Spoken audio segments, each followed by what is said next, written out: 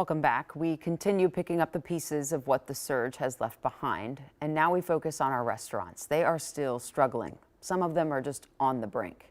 But that doesn't mean people are giving up on trying to save them. Here's Kent. I love brown butter.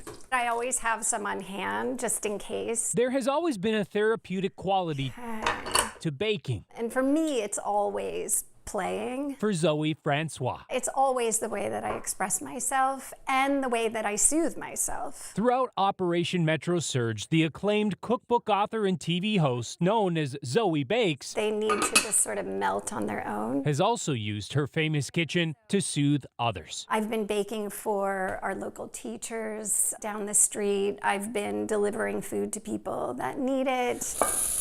Lately, she's mixed in a different kind of support Okay. for local restaurants that have long served Oh yeah, now we're getting there. as the melted marshmallows that bind our culinary community and economy together. We don't want anybody to shut their doors.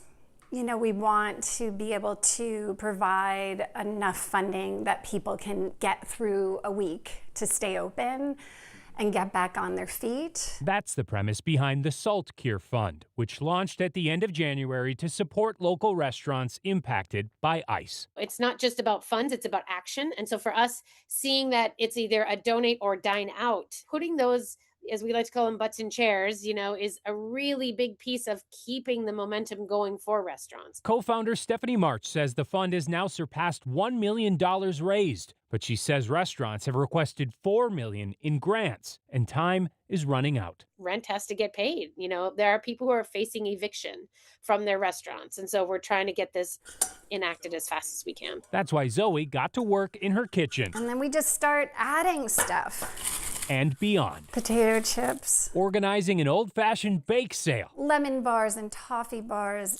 with a twist. and Rice Krispie bars. We're gonna have over 40 bakers. Everybody's bringing at least 3 dozen bars. Press them in here. Plus we have celebrities making star bars. The Minnesota Bars Bake Sale will be held at Gray's Food Hall on March 21st with the goal of raising money for the Salt Cure Fund while also raising spirits. To get together and have fun. There's also gonna be dancing. Not a lot of dancing and baking going on at the same time. I beg to differ. I do it in here all the time.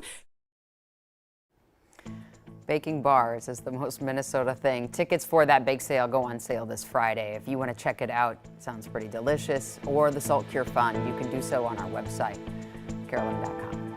I'll be right back.